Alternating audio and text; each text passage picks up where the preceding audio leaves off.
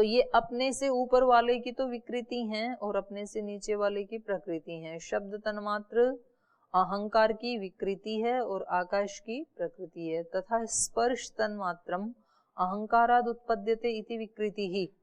स्पर्श तन्मात्र अहंकार से उत्पन्न होता है, इसलिए तो अहंकार की तो विकृति है। तदेव वायुम उत्पादयति इति प्रकृति ही। लेकिन वही स्पर्श तन्मात्र वायु भूत को उत्पन्न करता है, इसलिए उसकी क्या बन गया? प्रकृति। गंध तन्मात्रम अहंकारात उत्पद्यते इति विकृति। गंध तन्मात्र भी अहंकार से उत्पन्न हुआ, इसलिए तो विकृति है। तदेव पृथ्वीम उत्पादयति इति प्रकृति ही। लेकिन वही यहाँ गै छूटा हुआ है, लगा लेना। वही गंध मात्र पृथ्वी भूत को उत्पन्न करता है, इसलिए पृथ्वी का क्या बन गया? प्रकृति ही। रूप तन्मात्रम अहंकारात उत्पद्यते इति विकृति। तदेव तेजः उत्पादयति इति प्रकृति। तो कहा ये रूप तन्मात्र जो है ये अहंकार से उत्पन्न हुआ, इसलिए तो अहंकार की विकृति है। लेकिन उस रूप तन्मात्र से ही तेज की उत्पत्ति हुई, इसलिए तेज की वो प्रकृति है। रस तन्मात्रम अहंकारात उत्पद्यते इति विकृति। तदेव आपः उत्पादयति इति प्रकृति ही। जो रस तन्मात्र है वो अहंकार से पैदा हुआ, तो अहंकार की तो विकृति बन गया। और रस तन्मात्र से जो जल भूत की उत्पत्ति हुई, तो उसका वो प्रकृति बन गया। एवं महदाद्या सप्तः प्रकृतयो विकृतयश्च। ये प्रकृति भी हैं सातों और विकृति भी हैं। षोडकस्तु विकार है, विकारः होना चाहिए। तो 16 जो है वो केवल विकार हैं। पंच बुद्धिन्द्रियाणि पंच कर्मेंद्रियाणि एकादशम मनः। तो ये 16 के 16 विकार हैं। पंच महाभूतानि एष षोडशको गणो विकृति एव। और 5 महाभूत, 11 ये और 5 महाभूत, तो 11 + 5 16। तो ये जो 16 का समूह है, षोडश को गणे मतलब 16 का समूह, ये क्या है? विकृति एव, विकार एव। ये विकार हैं, केवल विकृतियां हैं, ये किसी की भी प्रकृति नहीं है। इसके आगे और कुछ भी नया उत्पन्न नहीं हुआ। तो 25 तत्वों को जानना था ना, तो उसमें से 24 का तो बता दिया। एक पुरुष का बचा है अभी, न प्रकृति न विकृति, वो बताएंगे। तो कह रहे इनको जाने कैसे, कैसे जान करें इनका? तो बोले इसके लिए तो प्रमाणों की शरण में जाना पड़ेगा। प्रमाण से जाना जाता है सत्य को। और प्रमाण कितने प्रकार के होते हैं? 3 प्रकार के। सांख्य और योग ने 3 ही माने हैं, न्याय और वैशेषिक ने 4 माने हैं, मीमांसा ने 6 माने हैं। तो अगला बोल लीजिए। दृष्टम अनुमानम आप्तवचनम च सर्व प्रमाण सिद्धत्वात् त्रिविधम प्रमाणम इष्ट प्रमेय सिद्धि ही प्रमाणाद ही। तो प्रमेय क्या है यहाँ पर? प्रमेय क्या है? ये 25 तत्व ही तो प्रमेय हैं, जिनको जानना है वो प्रमेय है। और इन प्रमेयों की सिद्धि किससे होगी? प्रमाणों से। प्रमेय सिद्धि ही प्रमाणाद ही, प्रमाणों से ही प्रमेय की सिद्धि होती है। और प्रमाण कितने हैं? 3 प्रकार के। दृष्टम अनुमानम आप्तवचनम च। दृष्ट माने प्रत्यक्ष, प्रत्यक्ष अनुमान और आप्तवचन माने शब्द प्रमाण। तो ये 3 प्रकार के प्रमाण हैं। सर्व प्रमाण सिद्धत्वात्, इसी से सब प्रमाणों की सिद्धि हो जाए। इन 3 के अंतर्गत ही सब प्रमाण आ जाते हैं। त्रिविधम प्रमाणम इष्ट, हमें अर्थात सांख्य वालों को 3 ही प्रमाण इष्ट हैं। हम 3 प्रमाण ही चाहते हैं, केवल 3 से ही सबकी सिद्धि हो जाती है।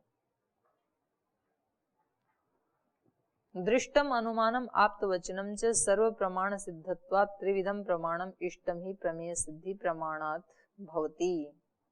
एवं एषां व्यक्त अव्यक्त ज्ञानां त्रयाणां पदार्थानां कैः कियद्भिः प्रमाणैः केन कस्य वा प्रमाणेन सिद्धिर्भवति। तो कहा कि ये जो 25 थे, व्यक्त अव्यक्त और ज्ञ जानने वाला पुरुष। इन त्रयाणाम पदार्थानाम इन तीनों पदार्थों का कई ही किसके द्वारा कियद भी प्रमाण और कितने प्रमाणों से, कौन से प्रमाणों से और कितने प्रमाणों से, और केन किसके द्वारा, कस्य किसकी, प्रमाणेन सिद्धि भवति किसकी किस प्रमाण से सिद्धि होगी, ये सब हम जानना चाहते हैं। तीनों पदार्थों में कौन से पदार्थ की कौन से प्रमाण से सिद्धि होगी, और एक ही प्रमाण से होगी कि अनेक प्रमाणों से होगी, कई ही कियद भी ही कितने से होगी, तो ये हम जानना चाहते हैं। इह लोके प्रमेय वस्तु प्रमाणेन साध्यते, क्योंकि इस लोक में हम देखते हैं जो जानने योग्य वस्तु प्रमेय वस्तु है वो किससे सिद्ध होती है, प्रमाण से, प्रमाण से जाना जाता है। यथा जैसे प्रस्थादि भी व्रीहयः तुलया चंदनादि तस्मात् प्रमाणम अभिधेयम, जैसे हम लोक में देखते हैं व्रीहि आदि माने गेहूं जो आदि नापना हो तो किससे नापते हैं, प्रस्थात, प्रस्थ मतलब 5 सेर, पसेरी बट्टे होते हैं ना नापने के, तो उससे नापते हैं। तो ये गेहूं 5 किलो है, कैसे पता लगेगा, बट्टे से पता लगेगा, प्रस्थ से।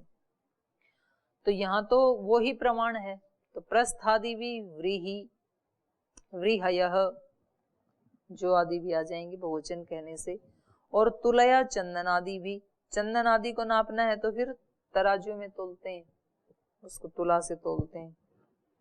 पसेरी प्रमाण, वो एक प्रमाण बना लेते थे पहले, माप बना लेते थे, जैसे 5 किलो नहीं होता है, किलो अलग होता है, सेर अलग होता है, थोड़ा कम होता है वो केजी से है, तो पात्र में डाल के देख लेते थे, जो पात्र भर गया अब आगे फिर तोलने की जरूरत नहीं है, वो पात्र भर भर के दे देते थे। और चंदन आदि देना है तो तुला से तोल के देते हैं, तो ये प्रमाण है। तो लोक में तो ऐसे देखा जाता है कि जिस वस्तु की को जानना है जिसके बारे में कि ये कितने किलो है, तो उसको प्रमाण से साधा जाता है। तस्मात् प्रमाणम अभिधेयम, इसलिए प्रमाणों को जानना चाहिए। तो कह रहे हैं दृष्टम इति, पहला प्रमाण कौन सा है, दृष्ट, प्रत्यक्ष। दृष्टम यथा श्रोत्रम त्वक् चक्षु जिह्वा घ्राणम इति पंच बुद्धि इंद्रियाणि शब्द स्पर्श रूप रस गंधः एषां पंचानां पंच एव विषया यथा संख्यम। तो कहा कि ये सारी इंद्रियां प्रत्यक्ष है ना, श्रोत्र त्वक चक्षु जिह्वा घ्राण, ये पांचों ज्ञानेंद्रियां और इनके शब्द, श्रोत्र का शब्द, त्वक का स्पर्श, चक्षु का रूप, जिह्वा का रस और घ्राण का गंध, तो ये इनके 5 विषय हैं यथा संख्य। श्रोत्रम शब्दः गृह्णाति, त्वक स्पर्शम गृह्णाति, चक्षु रूपम गृह्णाति, जिह्वा रसम गृह्णाति, घ्राणम गंधम गृह्णाति इति, अपने अपने विषय का ग्रहण करते हैं।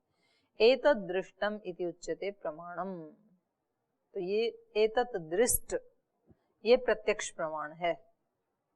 प्रत्यक्षेण अनुमानेन वा यो अर्थो न गृह्यते स आप्तवचनात् ग्राह्यः।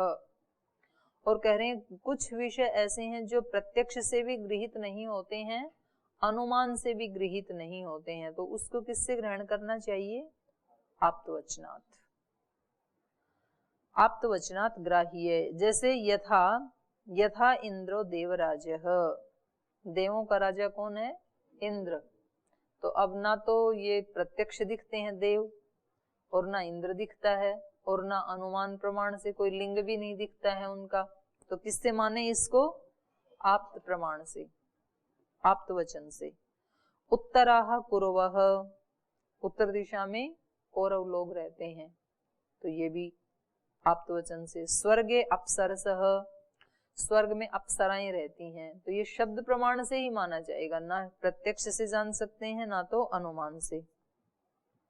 प्रत्यक्ष अनुमान अग्राह्यम आप्तवचनात् गृह्यते, तो प्रत्यक्ष और अनुमान से जो अग्राह्य हैं वो आप्तवचन से गृहीत होते हैं।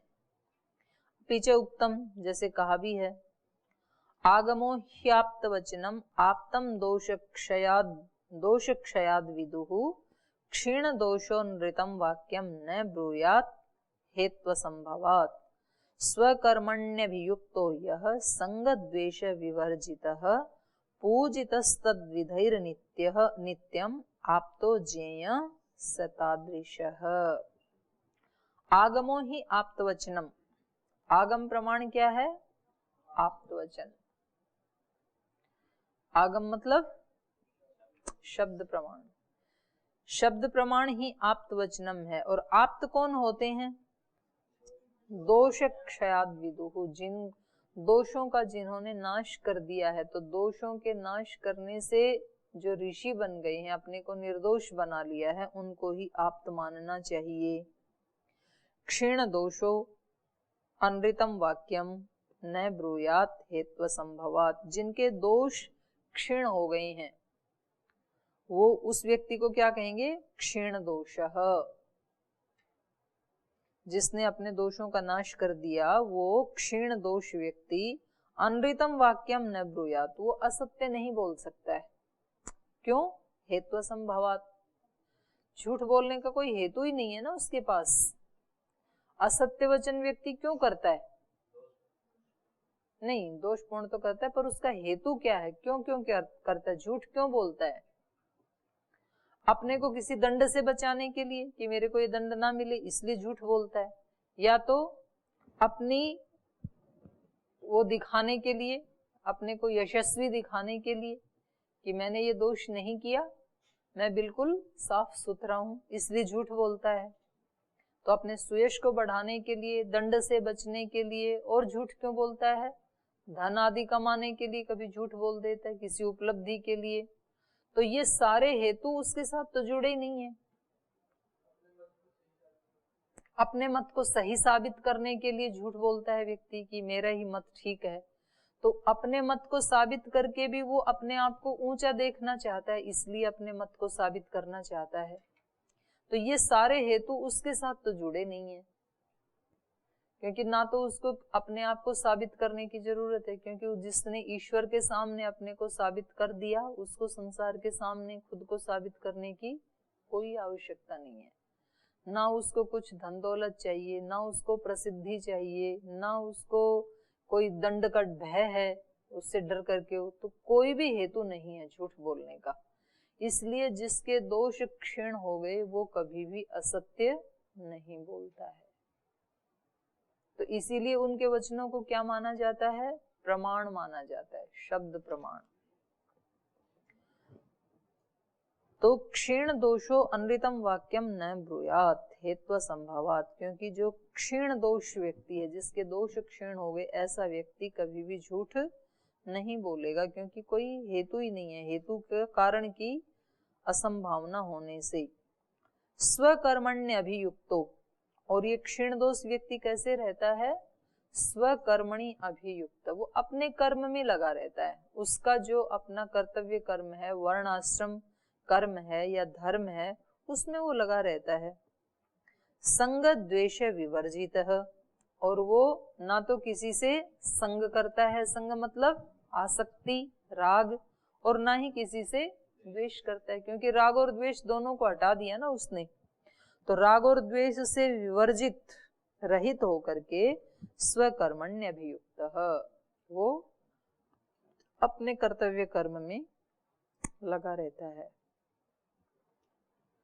पूजितस्तद्विधैर् नित्यम, और उसी प्रकार के जो लोग हैं, जो निर्दोष लोग हैं, उनके द्वारा वो नित्य ही पूजित भी रहता है। दूसरे तो पूजा करें ना करें, दोष वाले तो वो तो कभी उसको महत्ता को जानेंगे नहीं, तो वो उसकी पूजा करेंगे भी नहीं। लेकिन जो उसको जानने वाले हैं वो उसकी पूजा करते हैं। पूजितस् तद्विधैर् नित्य आप्तो ज्ञेय सतादृश, तो इस प्रकार का जो व्यक्ति है उसको आप्तो ज्ञेय, उसको आप्त मानना चाहिए। जी, जिनका दोष क्षय हो गया वही आप्त पुरुष है। तो हमेशा तो देखा नहीं जाता, जैसे हम चंद्रमा में कहीं गए नहीं, तो जो उन्होंने गए हैं तो वो हमें बता रहे हैं, तो हमारे आप्तवचन हो गया। तो जरूरी नहीं कि वो दोष से क्षीण हो गए, कौन? जो बता रहे हैं। हाँ। पर उस विषय में तो उनका ज्ञान प्रामाणिक है ना, साक्षात्कृत धर्म है ना, वो साक्षात वहां जाके आए हैं ना। तो हो सकता है कि अब वो वहां का जो ब्यौरा दे रहे हैं तो वो गलत भी दे सकते हैं। तो जब तक उसने अपने दोषों का नाश नहीं किया है तब तक वो ऋषि कोटि में नहीं आएंगे। तो इसलिए जो है ना साइंस के, तो वो बदलते भी रहते हैं सत्य। कभी कोई, यद्यपि वो इस भावना से नहीं करते हैं कि भाई पहले वाले ने झूठ बोल दी थी और अब मैं सच बोल रहा हूँ, ऐसे नहीं करते हैं।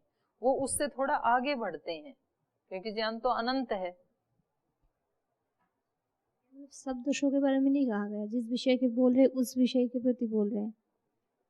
उस विषय के प्रति भी मैं कह रही हूँ, अगर मान लो उसके मन में कहीं राग द्वेष बचे हुए हैं तो वो उसके बारे में असत्य भाषण भी कर सकता है।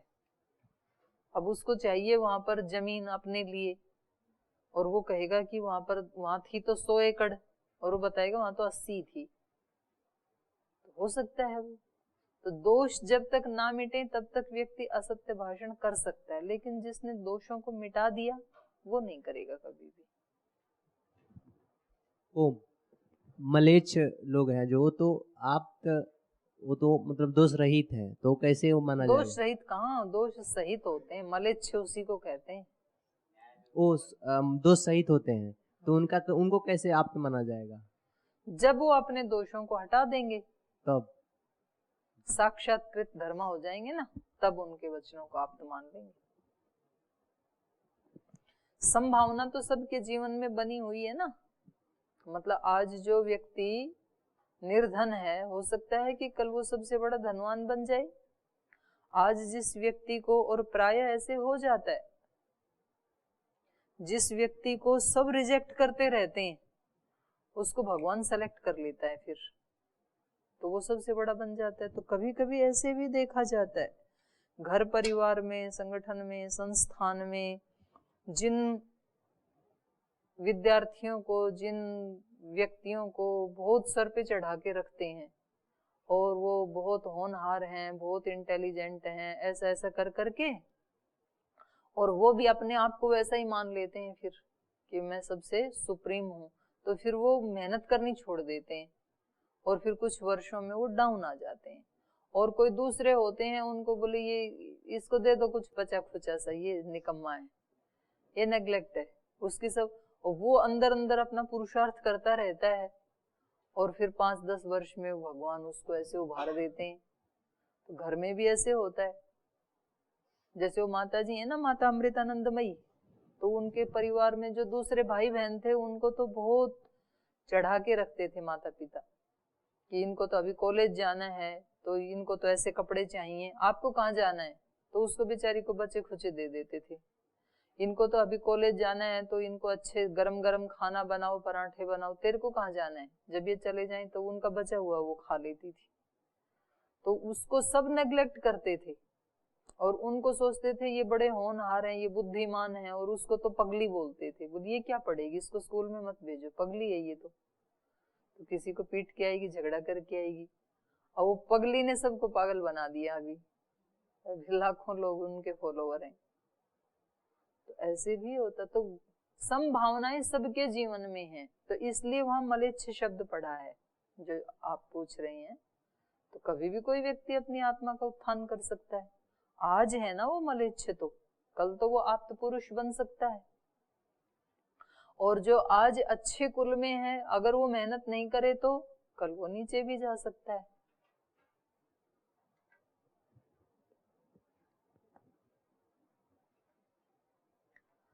तो ये इन्होंने प्रसंगवश आप्त पुरुष का लक्षण बता दिया। तो कहा एतेषु प्रमाणेषु सर्व प्रमाणानि सिद्धानि भवन्ति। ये जो प्रमाण हमने 3 बताए ऊपर, इन्हीं में सब प्रमाणों की सिद्धि हो जाती है। षट प्रमाणानि इति जैमिनी। जैमिनी ऋषि कहते हैं कि प्रमाण 6 प्रकार के होते हैं। अथ कानि तानि प्रमाणानि, कौन से हैं वो 6? तो पहला है अर्थापत्ति, दूसरा संभवः, अभावः, प्रतिभा, ऐतिह्यम, उपमानम च इति षट प्रमाणम, ये 6 प्रमाण माने हैं जैमिनी ऋषि ने। तो ये कह रहे हैं ये 6 जो हैं, तत्र अर्थापत्ति ही द्विविधा, तो अर्थापत्ति भी उसमें 2 प्रकार की है, दृष्टा अर्थापत्ति, श्रुता अर्थापत्ति च। दृष्टा कौन सी होती है? तत्र दृष्टा एकस्मिन् पक्षे आत्मभावो गृहीतश्चेत् अन्यस्मिन् अपि आत्मभावो गृह्यते एव। किसी एक पक्ष में यदि हमने आत्मभाव का ग्रहण कर लिया तो दूसरे में भी उससे आत्मभाव का ग्रहण हो जाता है, इसको कहते हैं दृष्टा अर्थापत्ति। और श्रुता अर्थापत्ति जैसे यथा दिवा देवदत्तो न भुंक्ते अथ च पीनो दृश्यते अतः गम्यते रात्रौ भुंक्ते थी। तो ये श्रुत अर्थापत्ति है ये कि देवदत्त जो है, हमने सुना कि देवदत्त खाता नहीं है, दिवा न भुंक्ते, दिन में कुछ नहीं खाता है, अतः पीनो दृश्यते, फिर भी मोटा ताजा दिख रहा है। तो इससे अर्थापत्ति से क्या निकला? रात को कर देता है काम, जब सब सो जाते हैं तब ये करते हैं ना, जो रोजा करते हैं जो, तो वो सुबह सुबह इतना ले लेते हैं कि फिर अगले दिन तक नचीत। और जो ये करवा चौथ का व्रत रखते हैं, तो जो पंजाबी हैं वो सरगी खाते हैं। सरगी मतलब वो रात को 3 बजे 2 बजे उठ के बनाने लगेंगे और फिर पता नहीं क्या क्या बनाएंगे, हलवा, पूड़ी, कचौड़ी, जलेबी, जो बना सकते हैं सब बनाएंगे और 4 बजे खा के सो जाएंगे और फिर 6 बजे उठेंगे, फिर दिन में कुछ नहीं खाएंगे। अच्छा, वैसे ही 4 बजे खाया हुआ पेट में खाने का टाइम तो है नहीं, तो भूख वैसे ही नहीं लगेगी पूरे दिन भर। रात को फिर खा लेंगे, 8 बजे चंद्रोदय होगा तब। तो ऐसा भी करते हैं कुछ लोग, दिन में तो खाते नहीं है फिर भी मोटे ताजे दिखते हैं। अतः गम्य, तो इससे पता लगता है रात्रो भुंक्ते इति। तो ये अर्थापत्ति है। संभवो यथा प्रस्थ इत्युक्ते चत्वार कुड़वा संभाव्यन्ते। संभव प्रमाण किसको कहते हैं? कह रहे हैं जैसे प्रस्थ है ना, तो इसमें 4 कुड़वा की संभावना है। 4 कुड़वा बराबर है 5 सेर, कोई माप है कुड़वा, तो एक 5 सेर में 4 कुड़वा समा जाते हैं। जैसे किसी के पास 16 आने हैं तो उसमें 8 आने समा जाएंगे ना, 8 आने भी, 10 आने भी, 12 आने भी, 14 आने भी, 15 आने भी समा जाएंगे उसमें। तो इसको क्या कहेंगे? संभव। संभव प्रमाण माने संभावना है। अभाव किसको कहेंगे? अभाव नामः प्राग, इतरेतर और अत्यंत और सर्वाभाव, 4 प्रकार का है अभाव नाम का प्रमाण है वो। प्राग अभाव, दूसरा इतरेतर अभाव, तीसरा अत्यंत अभाव और चौथा सर्वाभाव। तो कह रहे हैं ये 4 लक्षण वाला अभाव होता है। प्राग भावो यथा, प्राग भाव किसको कहते हैं? देवदत्त कौमार यौवनादिषु। देवदत्त में जैसे पैदा हुआ तो पहले कौमार्य का अभाव था, फिर कुमार हुआ तो यौवन का अभाव है, युवा हुआ तो प्रौढ़ता का अभाव है। ये क्या हुआ? प्राग अभाव, इसको प्राग अभाव है। और इतरेतर अभाव क्या है? पटे घटा भाव, पट में घट का अभाव है, घट में पट का अभाव है, तो इसको इतरेतर अभाव कहते हैं। अत्यंत अभाव क्या है? खरविषाण, गधे का सींग, कभी होता ही नहीं ना अत्यंत अभाव, तो फिर भी शब्द तो है। लेकिन वंध्या सुत, वंध्या का पुत्र, तो कभी होता ही नहीं है, हो जाए तो वंध्या रहेगी नहीं, अगर पुत्र हो तो वंध्या नहीं है, और फिर भी शब्द है ये वंध्या सुत। ख पुष्प, आकाश का फूल, ये भी नहीं होता है। तो ये क्या है? अत्यंत अभाव, कभी भी नहीं देखे जाते हैं। अब बता तो रहे हैं, ये पढ़ लो ना। ये अत्यंता भाव है। सर्वाभाव क्या है? प्रध्वंसा भाव, प्रध्वंस के बाद जिसका अभाव हो जाता है उसको सर्वाभाव कहते हैं। जैसे दग्ध पटवत इति, जला हुआ कपड़ा, तो पहले तो था उसका अस्तित्व, अब जला दिया तो अब उसका अस्तित्व नहीं है, ये हो गया सर्वाभाव। और पहले वाला जो था अत्यंत अभाव, वो कभी होता ही नहीं है। तो ये अंतर है। यथा शुष्क धान्य दर्शनात् वृष्टे अभावो अवगम्यते। धान यदि शुष्क पड़े हैं तो इससे क्या पता लगता है? वृष्टि के अभाव का। तो एवं अभावो अनेकधा, तो यहाँ वृष्टि का क्या है? वृष्टि का सर्वाभाव है यहाँ पर। तो ये पहले बताया संभव, फिर अभाव, ऐसे ही फिर प्रतिभा। प्रतिभा क्या है? प्रतिभा यथा दक्षिणेन च विंध्यस्य सह्यस्य च यदुत्तरम पृथिव्याम आसमुद्रायाम स प्रदेशो मनोरमः। दक्षिणेन च विंध्यस्य, विंध्याचल पर्वत के दक्षिण में, और सह्यस्य च यद उत्तरम, और सह्याचल पर्वत के उत्तर में। जैसे दो पर्वत हैं, सह्याचल विंध्याचल, एक के दक्षिण में एक के उत्तर में, अर्थात दोनों के बीच में। पृथिव्याम, उस पृथ्वी में, आसमुद्रायाम, समुद्र तक, विंध्याचल सह्याचल और उनके बीच में पृथ्वी, और वो पृथ्वी कहाँ तक फैली हुई है? समुद्र तक। आसमुद्रायाम स प्रदेशो मनोरमः, तो वो प्रदेश बहुत मनोरम है। तो ये यहाँ प्रदेश की प्रतिभा बताई जा रही है, तो इसको कहेंगे प्रतिभा प्रमाण।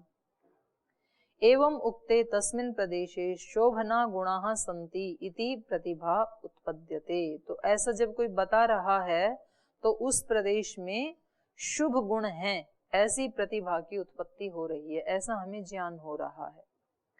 प्रतिभा च ज्ञानताम ज्ञानम, प्रतिभा क्या है? जानते हुए लोगों का जो ज्ञान, कोई बता रहा है और ये व्यक्ति उसको जान रहा है, और उसको जानते जानते ही इसको किसी चीज का ज्ञान हो रहा है, इसको क्या कहेंगे? प्रतिभा। ऐतिह्य किसको कहते हैं? ऐतिह्य प्रमाण। ऐतिह्यम यथा ब्रवीति लोको यथा अत्र वटे यक्षिणी प्रतिवसति इति एवं ऐतिह्यम। ऐतिह्य उसको कहते हैं कि जिसका कोई स्रोत तो हो नहीं कि ये कहाँ से, ये लोकोक्ति कहाँ से चली, और ऐसे कह देते हैं ब्रवीति लोको, लोक में ऐसे कहा जाता है, ऐसी परंपरा है कि इस वट वृक्ष में कोई यक्षिणी रहती है। तो ऐसे होती है ना, गाँव में भी कहावतें, हमने सुना है कि इस पीपल के पेड़ में भूत रहते हैं। तो आपने किससे सुना? तो बोल जी हमने तो ऐसे ही सुना। फिर उनसे हमने, उस व्यक्ति ने बताया, फिर उससे पूछें कि जी आपको किसने कहा? बोले हम तो ऐसे सुनते ही आए हैं। तो वो सुनते आए उसका कहीं मूल नहीं मिलेगा आपको, ऐसे सुना जाता है। तो ऐसे बोलते हैं ना बहुत ज्यादा, जो लोक में ऐसे सुना जाता है, तो इसको क्या कहेंगे? ऐतिह्य प्रमाण। तो ये शेष जो है इसकी कल चर्चा करेंगे, आज यहीं विराम देते हैं पाठ को।